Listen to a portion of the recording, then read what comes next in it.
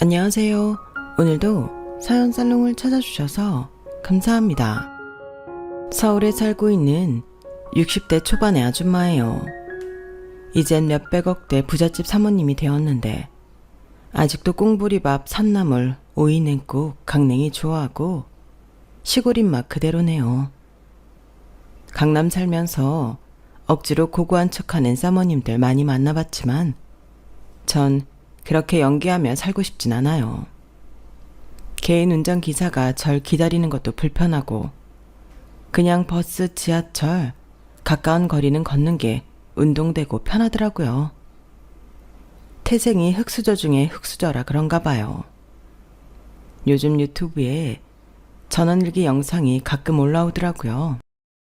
전원일기의 배경이 되는 농촌 영상을 보면 절로 옛날 생각이 나요. 물론 제가 살던 곳은 그것보다 더 오지 중에 오지였죠.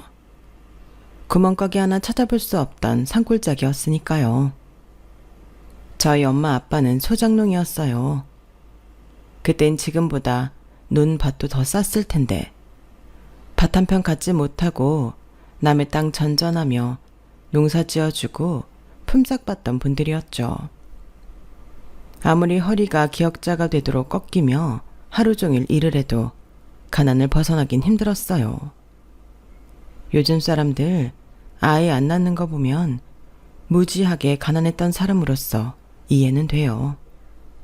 젊은 사람들이 맞벌이해서 서울에 집 한 채 안정적으로 살 수 있어야 하는데 그것조차 힘드니 아이를 낳고 싶어도 못 낳는 거죠 뭐.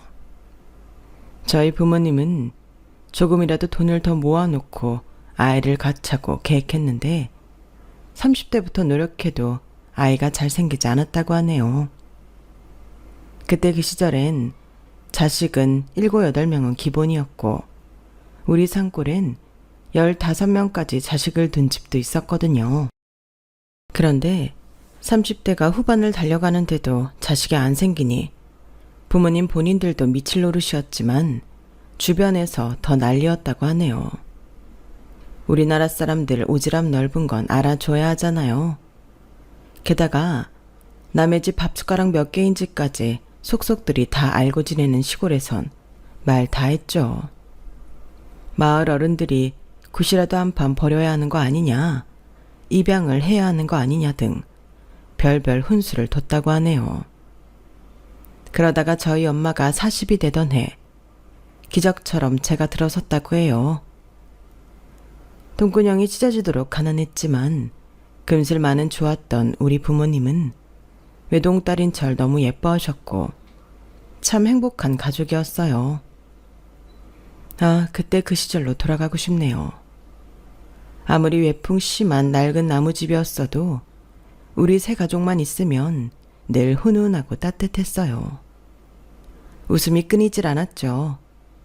학교에 가려면 고개를 2개는 넘어서 가야 했지만 학교도 행복하게 다녔고요. 한 초등학교 6학년쯤 됐을까? 그날도 초등학교를 마치고 아빠와 우리 집 조그만 마당에서 장난을 치고 있었죠. 워낙 건조한 날씨여서 콧속이 콱콱 막히긴 하더군요. 그때 웬 할아버지 같은 사람이 우리 집 쪽으로 고개를 쓱 내밀더군요. 누구세요? 아유, 지나가던 점쟁이인데 내가 다른 사람 사주는 잘 맞춰도 내 갈 길엔 까막눈이구려.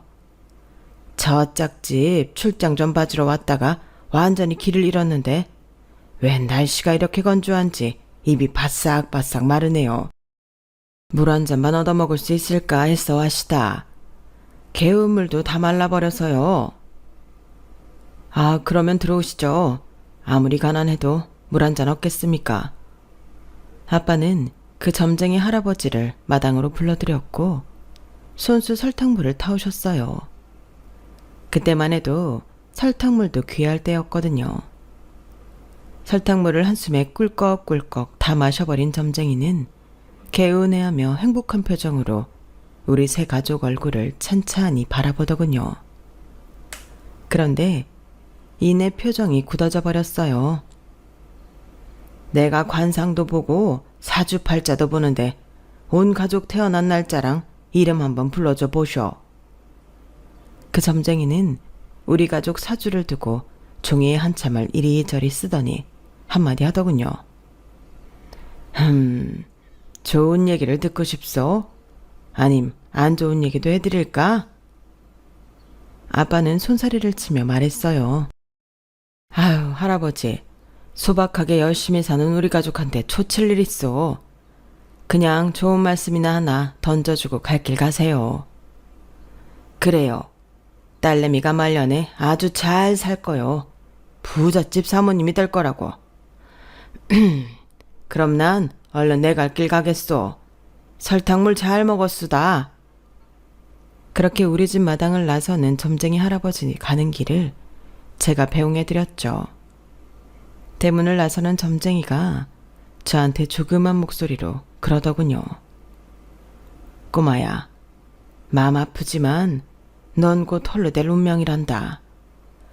내 얼마 없지만 저짝 집에서 전봐주고 받은 돈 너 다 주마. 이 돈 주머니에 넣고 며칠간 빼지 말아라. 나중에 결혼은 30 넘어서 해야 한다. 그 전에 하는 결혼은 다 꽝일 거야. 인생이 곧 안 해도 버티고 또 버텨라. 언젠간 좋은 날이 올 것이다. 알았지? 행운을 빈다. 뜻모를 소리만 한 뒤 저에게 몇 푼 돈을 쥐어주고는 점쟁이는 길을 떠났어요. 그 할아버지의 뒷모습이 아직도 잊혀지지 않네요. 전볼돈은커녕 입에 풀칠할 돈도 없었던 우리 가족은 그런 미신을 믿지 않았죠. 제가 홀로 될 운명이라니 뭐니 그딴 말은 곧 제 기억에서 사라졌죠. 하지만 불행히도 그 점쟁이의 말이 현실로 다가오고 말았어요. 가뭄과 건조함이 계속되던 우리 산골에 큰 산불이 발생하고 만 거예요. 화재가 무서운 게 불에 타서 죽는 게 아니라 유독가스를 들이마시고 죽더군요.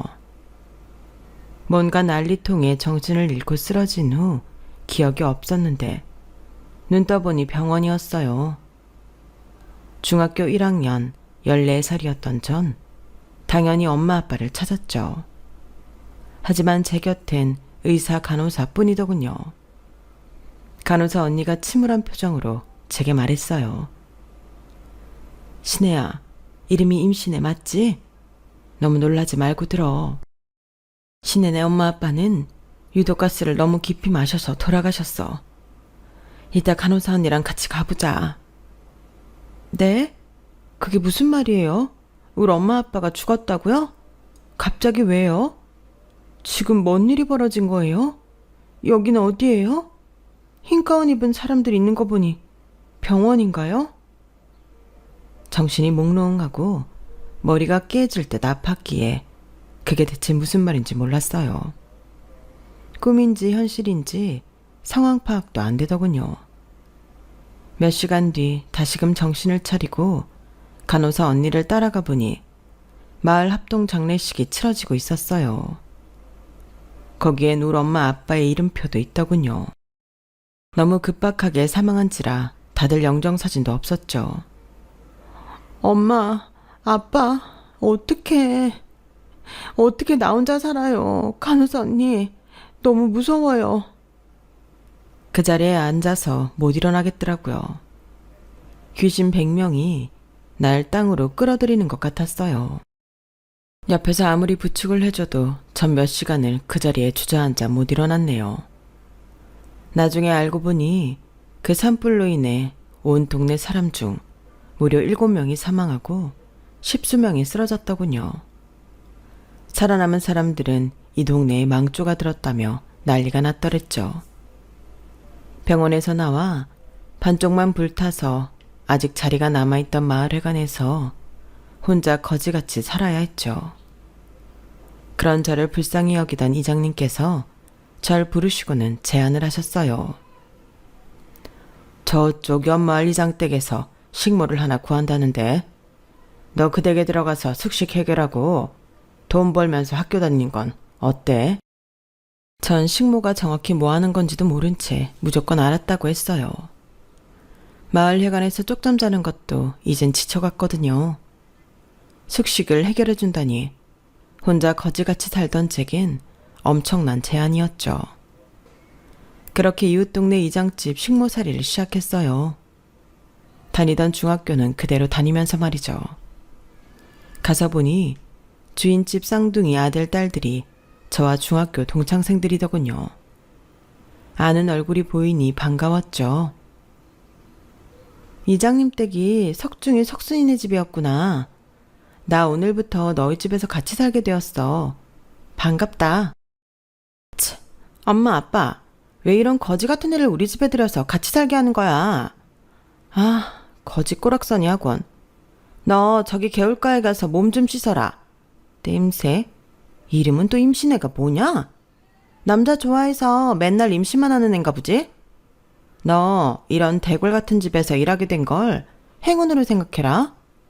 대신 우린 같은 급이 아니야. 넌 여기 식모로 들어왔다고.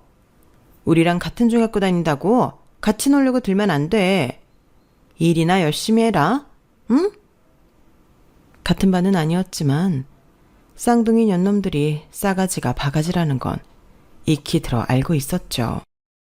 하지만 이 정도로 인성이 썩은 놈들인 건 같이 살면서 처절하게 느꼈네요. 첫날부터 절 이렇게 무시하던 걔네들은 그 후 6년간 제게 지속적으로 모욕을 줬더랬죠. 비단 제 동창생인 그 쌍둥이들 뿐 아니라 걔네 부모인 이장님 부부도 제게 얼마나 갑질을 해대던지요. 부모 없고 돈 없고 백 없는 서름에 거의 매일 눈물을 훔치며 헛간에서 잠이 들었어요. 중학교 2학년이 되던 무렵엔 급기야 저희가 다니던 학교가 다른 학교와 통폐합이 된다더군요.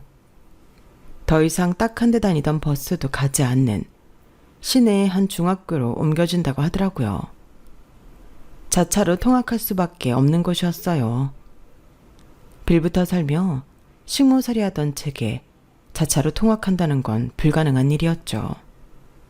하지만 주인집 쌍둥이들은 이장님께서 트럭으로 통학시켜 주신다기에 저도 얻어 타볼까 하는 마음에 말씀을 드려봤죠.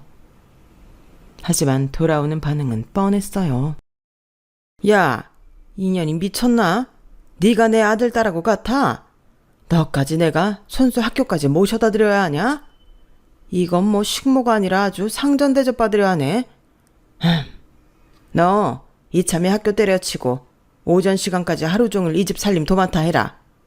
그럼 내가 월급 더 쳐줄 테니. 아, 공부야 나중에 검정고시든 뭐든 하면 되지 않겠냐? 어떠냐, 내 제안이. 학교의 통학 자체가 불가능한데 제가 선택할 수 있는 여지는 없었어요. 그렇게 중학교를 중퇴할 수밖에 없었죠. 본격적인 식모살이를 했지만 약속과는 달리 주인 부부는 제게 월급을 더 주거나 하지 않았어요. 어린 마음에 거기서 쫓겨나면 갈 곳이 없다고 생각했고 그저 묵묵히 노예나 다름없는 생활을 하고 있었죠. 세월은 흘러 어느덧 20살이 되었어요. 동창이었던 주인집 아이들은 어렸을 적 인성 그대로 개망나니로 자랐죠. 쌍둥이 남자인 석중이가 자기 부모 지갑에 손을 대는 건 다반사였어요. 꼬리가 길면 밟히는 법, 주인집 마나님이 난리가 났더랬죠. 내가 여태껏 모아놓은 현금 다 어디 갔어? 내 방 치우는 사람 누구야? 너 임신해. 네가 내 방 담당이지? 오라, 네 년이 가져갔구나. 저런 커진 애를 집에 들이는 게 아니었는데. 야, 너 무려 6년을 키워준 나한테 똥물을 뿌려?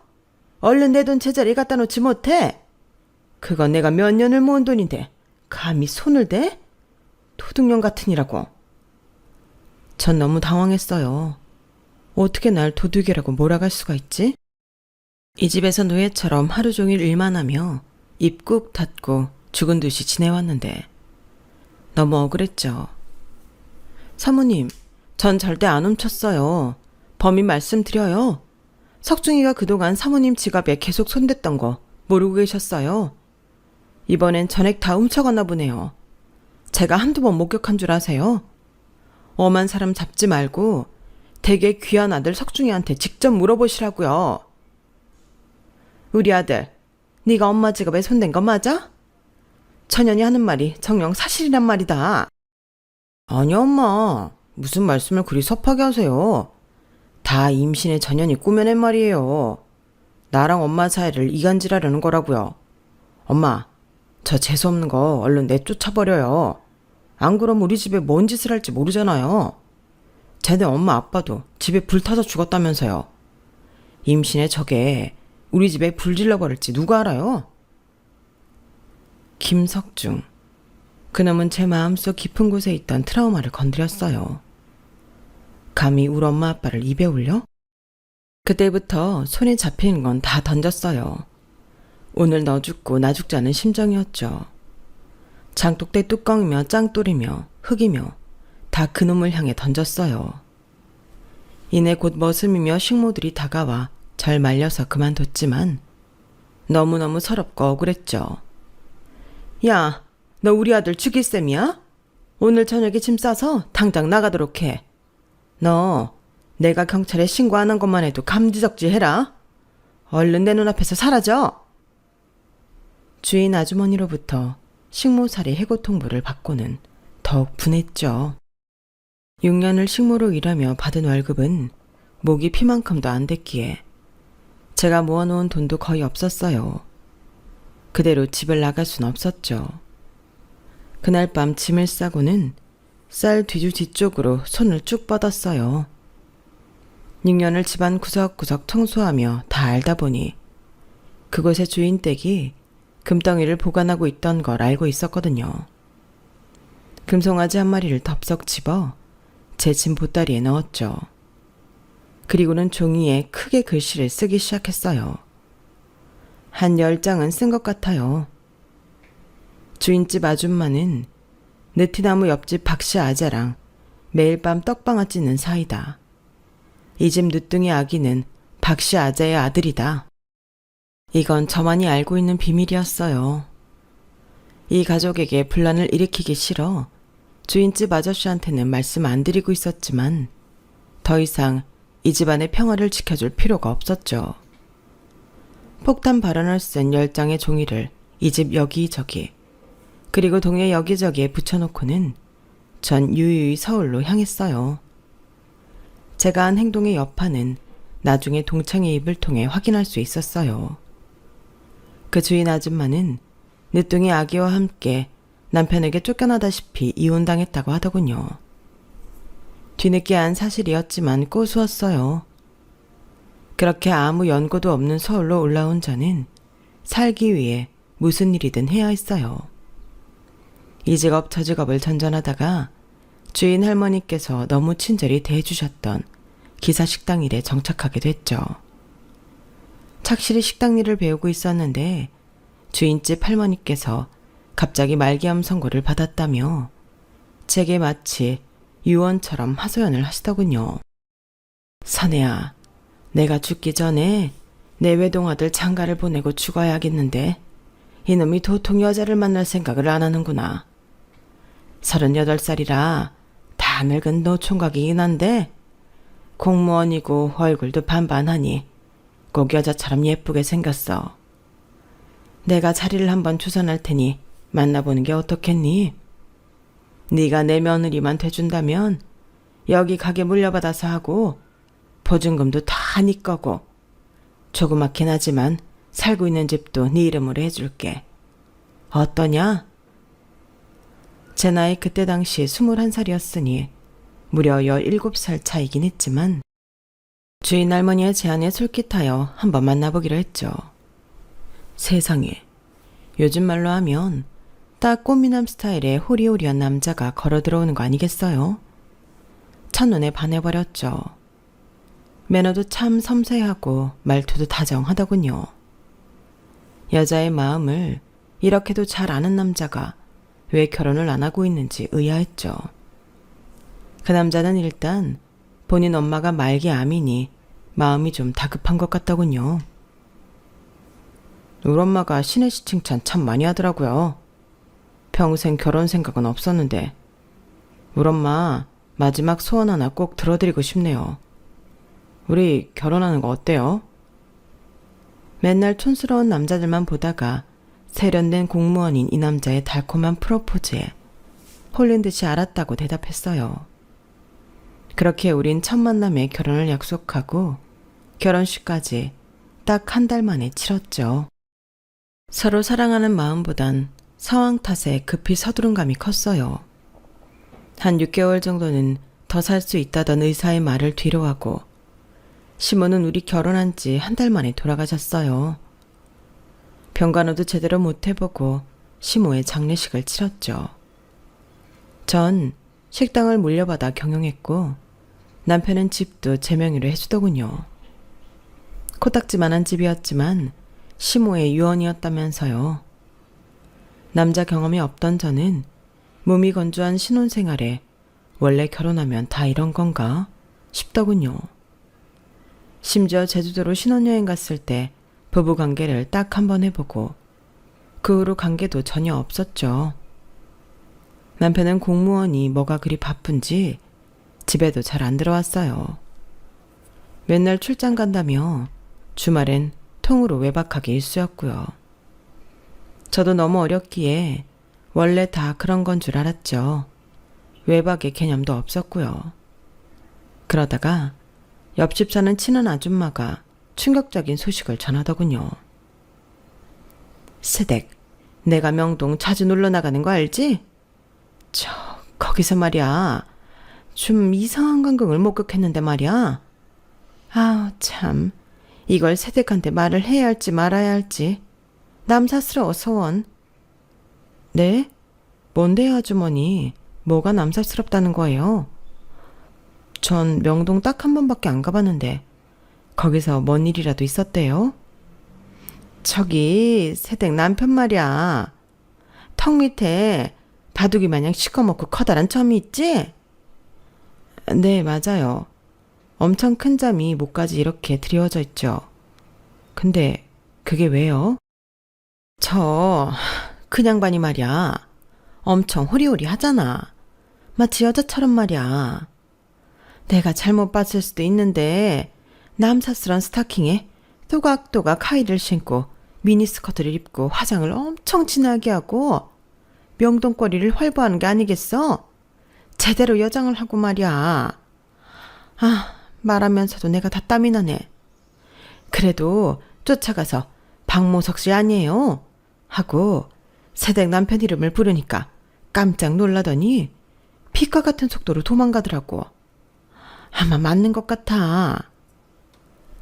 이 아줌마가 지금 내 앞에서 무슨 헛소리를 정성스럽게 짓거리는 건지 이해를 못하겠더군요.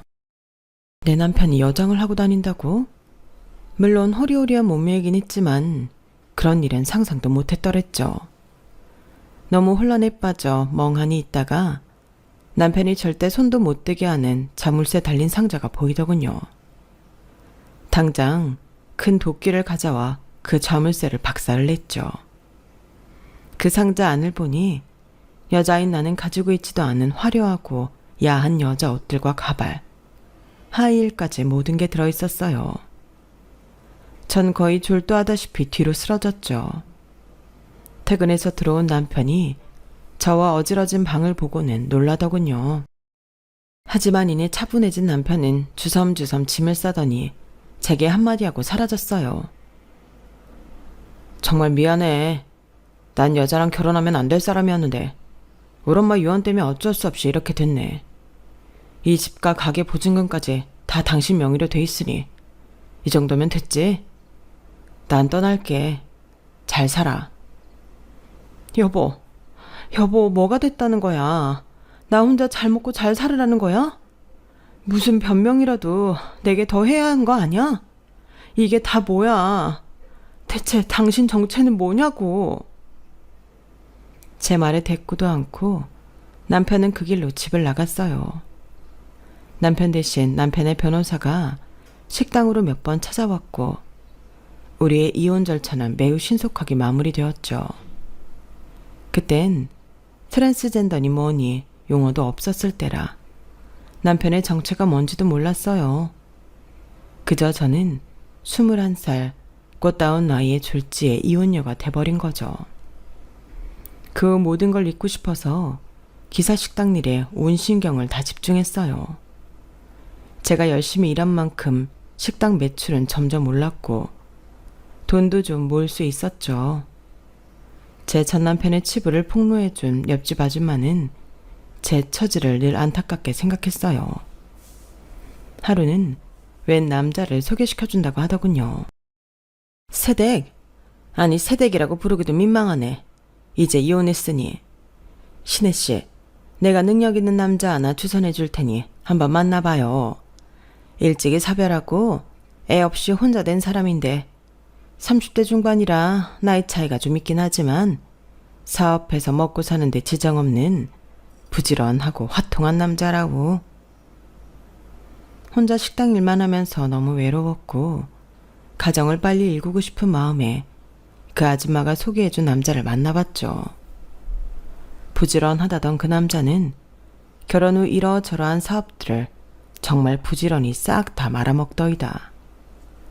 처음엔 갓그랜저를 딱 타고 나오는 모습이 너무 멋져 보였어요. 까만 선글라스에 운전기사까지 둔 남자가 저와 데이트할 땐 고급 레스토랑만 골라다니고 온갖 공주대범 다 해주니 시골 촌년이었던 제가 마치 출세한 기분이었죠. 호텔도 처음 가봤고 외자 향수도 처음 선물 받아봤으며 만난 지 100일 됐다며 저에게 장미꽃 100송이를 주는데 황송하기까지 하더군요. 88년도 서울올림픽 때는 외국인 상대로 영어를 유창하게 써가며 아는 척하는 모습이 백마탄 왕자님이 따로 없었죠. 제가 그의 프로포즈를 거절할 이유는 단 한 개도 없었어요. 드디어 나도 사랑하는 남자를 만나 꽃길을 걷는 건가 싶었죠. 초대할 사람들은 몇 명 없었지만 성대하게 결혼식을 치렀죠. 그런데 저한테는 참 이상한 재주가 있나 봐요. 결혼만 하면 남편이 완전히 딴 사람이 돼버리는 거 있죠. 1차로 충격이었던 건 그동안 저의 환심을 사기 위해 지출했던 돈이 다 대출이었던 사실이었죠. 그때 당시에는 금리도 어찌나 비싸던지 원금도 아닌 이자를 갚기 위해서 식당에서 일해서 번 돈은 거의 다 투입되었죠. 2차로 대환장이었던 건 남편이 사업 종목을 한 6개월마다 한 번씩 바꾸던 거였어요. 처음엔 가죽 공장을 한다더니 한 6개월이 지나자 이건 푼돈밖에 안 된다며 건전지 사업을 하겠다더군요. 그런 건 큰 회사들에서 생산하는 거 아니에요? 갑자기 웬 건전지 사업을 하겠다는 거예요? 지금 사업한답시고 한 달에 이자만 얼마가 나가는 줄 알아요? 내가 식당 일에서 번 돈 다 은행에 갖다 바치고 있다고요. 정 돈이 없거든 그냥 다 때려치고 구두방이나 해요. 가죽 다뤄봤으니 잘할 수 있을 거 아니에요. 뭐? 인연이 장난하나?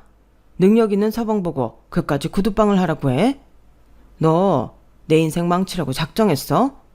잘만 말고 식당 열심히 해서 사업 자금이나 되도록 해. 내가 나중에 강남 짬머니 만들어줄 테니. 남편은 결혼 생활이 지속될수록 저에 대한 막말이 늘었고 생활비 한 푼 갖다 주지 않았죠. 첫 번째 결혼을 어이없게 1년이 채 안 돼 마무리 지었기에 이번엔 좀 버텨보려 했지만 이러다간 내가 먼저 죽겠다 싶더군요. 식당 보증금까지 뺏어가려는 걸 겨우 막기도 했어요. 이혼을 생각하려던 찰나 설상가상으로 덜컥 임신이 되어버렸어요. 최소한 이 사람의 아이는 갖지 말아야겠다고 생각하며 조심했는데 그 계획이 물거품이 돼버린 거죠. 일단 남편에게 임신 사실을 알렸죠. 여보, 나 임신했어요. 그래? 그거 내 애 맞아? 제 귀를 의심했어요. 본인 아이를 가졌다는 아내에게 축하는 못해줄 망정 이따위 멘트를 날리다뇨. 남편에 대한 오만정이 다 떨어지더군요. 아이러니하게도 그 순간 이 남자랑 갈라서야겠다는 결심을 했던 것 같아요. 아니나 다를까 남편은 제가 임신한 후에도 아랑곳 않고 제 돈을 사업 자금으로 쓴다며 다 가져갔으며 사업 종목도 계속 바꾸더이다. 전 떡두꺼비 같은 아들을 낳고 식당 창고방을 아이방으로 개조해 애를 키우며 돈을 벌여야 했죠. 그러다 제가 전 남편으로부터 제 명의로 받은 조그만 집까지 날려먹었다는 사실을 알게 되었어요. 그걸 따지려 남편 사무실로 전화를 걸려고 하던 찰나 식당 건물 주인으로부터 전화가 옵니다. 나 건물주인데요. 식당 비었나요? 네? 그게 무슨 말씀이세요, 사장님? 잘 운영하고 있는 식당을 비우다뇨. 새댁 남편이 나한테 와서 보증금 내주면 식당 바로 비우고 다음 임차인 위해서 리모델링까지 대리석으로 삐까번쩍하게 해준다고 그러던데 그 조건으로 보증금 이미 빼갔으니 2, 3일 내로 비워주고 리모델링까지 맞춰주세요. 전화 끊습니다. 망치로 뒤통수를 맞은 것 같았어요. 임신 사실을 말할 때 이혼 얘기를 입 밖에 꺼내서 그때 갈라서버릴걸. 이렇게 다 뺏기고 지금 와서 후회한들 소용이 없었죠. 아기를 들쳐업고 집에 가보니 남편은 이미 돈 될 만한 물건들을 싹 가지고 도망갔더군요. 아기를 껴안고 그 자리에 주저앉아 엉엉 울었어요. 남편이 사라졌으니 이혼 절차도 밟지 못한 채 다시금 무일푼이 돼버렸죠. 전세로 살던 집 보증금까지 다 빼갔더군요. 참으로 치밀한 나쁜 놈이었죠. 거리로 쫓겨난 저와 아들은 갈 곳이 없어 미혼모 시설에 문을 두드렸고 그곳에서 잠시 기거할 수 있었어요.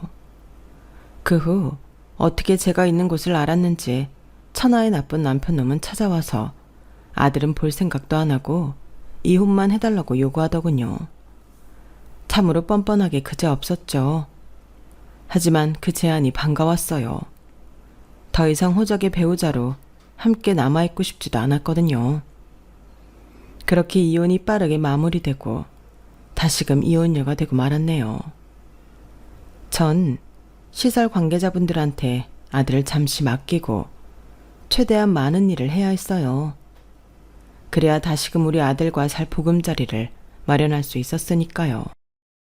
이젠 아들이 있으니 내 새끼를 조금이라도 좋은 환경에서 크게 하고 싶었죠.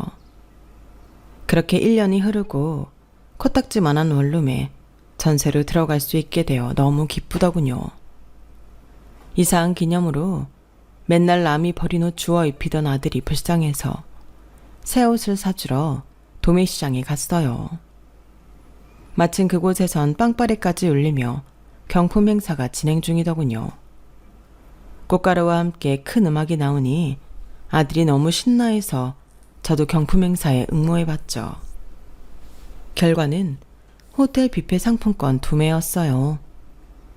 너무 기쁘면서도 차라리 이걸 돈으로 주지 라는 어처구니 없는 생각도 해봤네요. 그땐 돈이 너무 절실했던 때였으니까요. 호텔 식사권을 얻었으니 있는 옷 중 가장 예쁜 원피스를 차려입고 화장도 좀 하고는 아들과 함께 가서 배가 터지도록 많이 먹었네요. 장난꾸러기였던 우리 아들은 세상 처음 보는 화려한 음식과 호텔 풍경에 흥분했는지 마구 뛰어다니더군요. 제가 크게 혼내봤지만 도무지 말을 안 들었어요. 천방지축 아들내미는 토마토 주스가 담긴 컵을 들고 뛰다가 어느 신사분과 쾅 하고 부딪혔어요. 아, 죄송합니다, 선생님. 저희 아들이 호텔 뷔페를 처음 와봐서 사고를 치고 말았네요. 토마토 주스 때문에 양복 버리셨는데 제가 세탁비 꼭 물어드리겠습니다. 얼마쯤이면 될까요? 그 신사분 옆에 비서로 추정되는 사람이 큰 소리를 내더군요. 아니 아줌마, 애 단속을 잘하셔야죠. 우리 회장님 바로 다음 회의 가셔야 하는데 어쩌실 거예요? 그 신사분은 오히려 그 상황이 재밌다는 듯 웃으며 말했어요. 아, 김 비서, 괜찮아요. 아이는 안 다쳤나요? 이 나이 때 아이들이 참 개구지죠. 우리 딸 생각나네요. 어머님 되시나 봐요.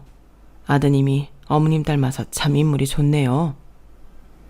넉살 좋은 우리 아들은 헤헤거리며 근 신사분의 바지가랑이를 붙잡고 그러더군요. 아저씨, 참 착하네요. 아저씨 우리 아빠 하면 안 돼요? 다른 친구들은 다 아빠 있는데 우리 집만 아빠 없단 말이에요. 나도 갖고 싶어요, 아빠. 전 아들의 갑작스런 멘트에 당황해서 얼굴이 달아오르더군요. 얼른 그 자리 수습하고 도망가고 싶었죠. 그럼 아저씨가 명함 줄 테니 언제든지 연락하렴. 그거 참 귀여운 아이구나. 회장님이라고 불리던 그 신사분은 아들에게 본인 명함을 건넸고 제 아들을 꼭 다시 만나서 맛있는 밥과 장난감도 사주고 싶다며 빠른 시일 내로 연락 달라고 하더군요. 전 그냥 인사치레 정도로만 생각했죠. 당연히 연락은 안 했고요. 그런데 비서를 통해 저희 집 원룸 주소와 전화번호를 알아낸 그 신사분은 우리 집으로 아주 큰 과일 바구니와 아들이 좋아할 만한 장난감 등을 하루가 멀다 하고 선물을 보내왔어요. 한 3일은 그냥 받다가 사람의 도리가 아닌 것 같아 감사의 인사를 전하러 전화를 했죠. 회장님, 안녕하세요. 이렇게 큰 선물을 계속 보내주셔서 전화드렸어요. 감사하긴 하지만 송구스러워서 이젠 안 보내주셔도 됩니다. 오히려 그때 저희 아들이 잘못했으니 세탁비 물어드려야 하는데 이래저래 죄송하네요. 드디어 연락 주셨군요. 기다렸습니다. 저 일전에 아이가 아빠가 없다고 하던데 실례되는 질문입니다만 혼자 아이를 키우고 계신 건가요? 아, 네. 전 남편과 이혼하고 혼자 아이 키우고 있어요. 원룸이 비좁아 선물로 올 공간도 없으니 이젠 안 보내주셔도 됩니다. 며칠간 감사했습니다. 아, 그렇군요. 저기 이런 제안이 갑작스러우실 수도 있겠으나 우리 회사 사택으로 쓰고 있는 곳이 있는데 마침 비어 있어서요. 저희 호텔 바로 뒤쪽인데 한번 구경 와 보시겠어요? 방 3개에 화장실 2개이고 2분이서 쓰시기에 적당할 것 같아서요. 전 이 호텔과 다른 리조트들을 운영하고 있는 회사 회장입니다. 아버지께서 젊은 나이에 작고하셔서 제가 물려받은 것이죠. 제 딸아이와 부인은 10년 전쯤 불의의 사고로 먼저 떠나보내고 지금 혼자 지내고 있습니다. 그동안 일에만 빠져 살다 보니 벌써 제 나이 40대 후반을 달리고 있네요. 저번에 호텔에서 아주 귀여운 아드님을 보니 우리 딸 생각이 나서요. 제가 아까 말씀드린 사택은 그냥 들어와서 무료로 다 사용하셔도 되고요. 제 호의가 불편하지 않으시길 바랍니다. 아, 너무 갑작스럽게 의견을 주셔서 감사합니다만 생각을 좀 해보겠습니다. 그야말로 뜬금없는 회장의 제안에 가슴이 쿵쾅거리더군요. 어떻게 해야 할지 판단도 안 섰고요. 괜히 사택에 들어가서 산다고 했다가 쫓겨나면 우리 아들한테도 상처가 될 것 같아서 예전의 일들도 있고요. 거절의 의사를 표시했죠. 그러자 며칠 후 그 회장이란 사람이 직접 원룸으로 선물 보따리를 들고 찾아오더군요. 아저씨, 우리 아빠 하려고 찾아온 거예요? 야호, 우리 아빠 하면 나 장난감 더 사줄 거예요? 저와 회장님, 그리고 우리 아들 도철이는 한바탕 크게 웃었어요. 그걸로 게임은 끝이었죠. 우리 아들이 이렇게 좋아하는 사람이라니. 그 후로 회장님은 저한테 참 신사적으로 잘 대해줬어요. 나이 차이가 저와는 19살이나 났고 빈부의 차이도 커서 좀 어렵긴 했지만 허세 부리지 않고 인간적으로 잘 대해주더군요.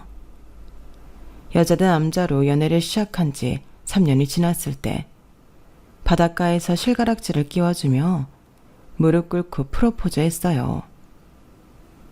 내가 도철이 진짜 아빠가 되어주고 싶어요. 신혜 씨, 당신의 든든한 남편이 되고 싶고요. 우리 평생 의지하며 잘 살아갑시다. 지난 3년간 저와 제 아들 도철이에게 진심을 보여줬기에 이 사람에게 정말 감사하고 또 감사했어요.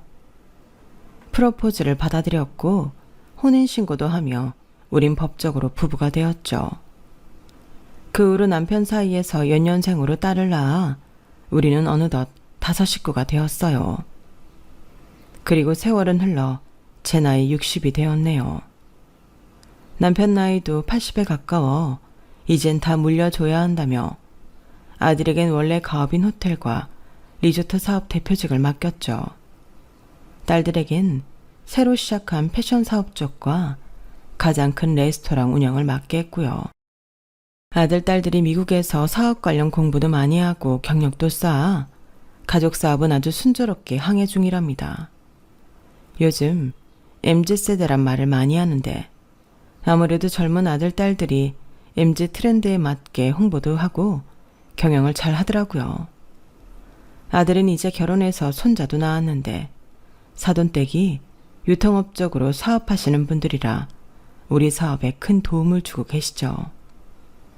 아무런 걱정이 없던 어느 날, 그날도 여유롭게 호텔에 나가 여기저기 둘러보고 있을 때였죠.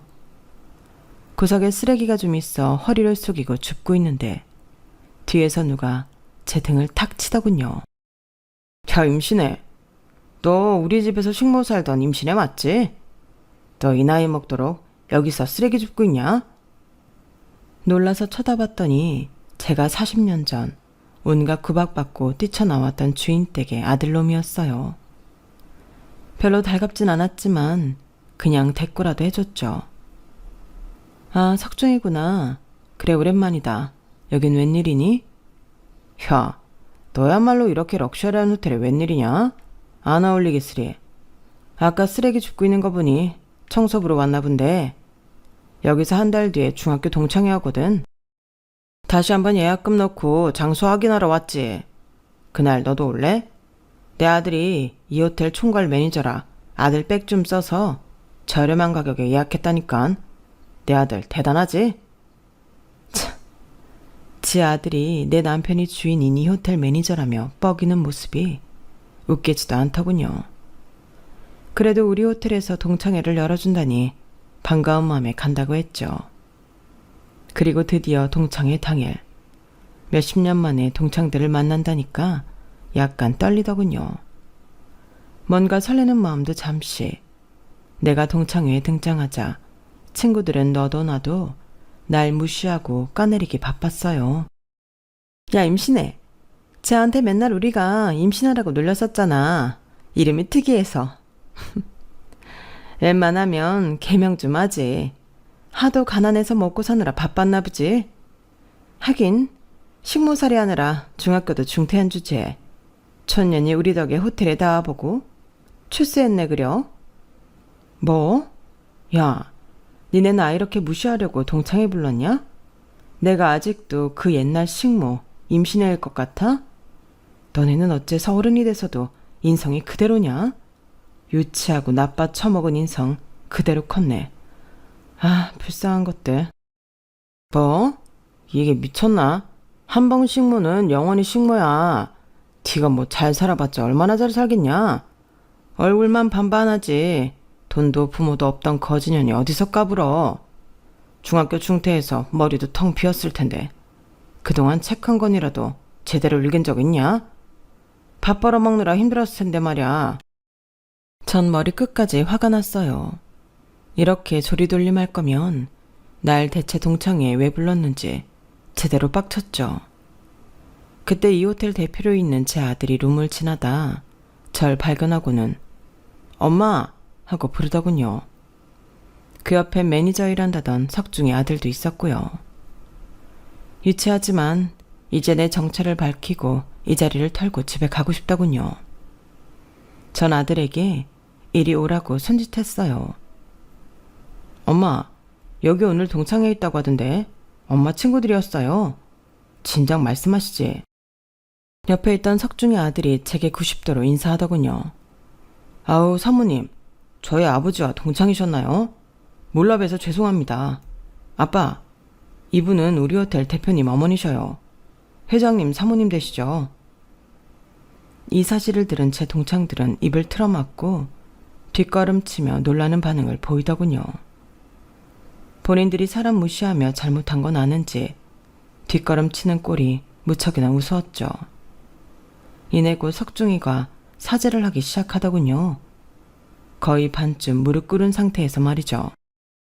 아이고, 이 호텔의 안주인이셨어요, 신혜씨. 진작 언질 좀 주지 그러셨어요. 아, 우리 아들 좀 잘 부탁드립니다. 제가 지금껏 잘못한 것들은 다 잊어주세요. 높은 분 앞에서 큰 결례를 벼맸네요. 죄송합니다. 야, 김석중. 넌 예나 지금이나 사람이 덜 됐어. 내가 부자라는 게 밝혀지니까 굽신대는 꼴이. 아, 기도 안 찬다. 아들아, 석중의 아들. 그러니까 매니저 계약 기간이 얼마 안 남았다고 하지 않았니? 그거 대체할 사람 많다고 생각한다. 요즘 인재가 넘쳐나는 시대잖니? 매니저, 이제 다른 직장 알아봐요. 그에 비해 그 아들이지 뭐 따져볼 필요가 있겠어? 아들아, 엄마 말 알아들었지? 이 사람들 엄마가 옛날에 가난할 때 날 미치도록 무시하던 사람들이야. 인간 같지도 않은 것들. 예약 시간 끝나면 칼같이 다 내쫓아버려. 석중이와 석중이 아들이 달려나와 날 만류했지만 제 뜻은 완고했어요. 호텔 대표인 우리 아들도 화가 나서는 계약직이었던 매니저 계약 기간이 끝나는 대로 바로 잘라버렸죠. 이런 사실을 알면서도 동창의 녀석들은 자기 자식 취업 자리를 알아봐달라며 제게 전화를 해대더군요. 벨도 없는 미친 것들이라고 생각 들었어요. 약자에게 강하고 강자에게 한없이 약한 것들. 그들의 취업 청탁을 다 개무시하고 욕지거리를 박아줘 버렸죠. 몇십 년 만에 욕한 것 같네요. 현재 남편과 결혼하여 소위 강난 사모님으로 평온하게만 몇십 년을 살아왔는데 다시금 과거에 온갖 무시와 모욕을 당했던 기억들이 되살아났거든요. 적어도 저희 아이들만큼은 앞으로 그렇게 야비하게 살지 말라고 단단히 교육시켰네요. 이미 장성한 자녀들이지만 아버지 덕에 운 좋게 얻은 부와 명예를 좋은 방향으로 사용하도록 가르치겠습니다. 제 이야기 들어주셔서 감사합니다. 여러분의 앞날에도 기적과 같은 일들이 많으시길 바라며 건강하세요. 여러분, 사연 댓글에 응원과 현명한 조언 부탁드려요. 좋아요와 구독은 저에게 큰 힘이 됩니다. 오늘도 좋은 일 가득하세요.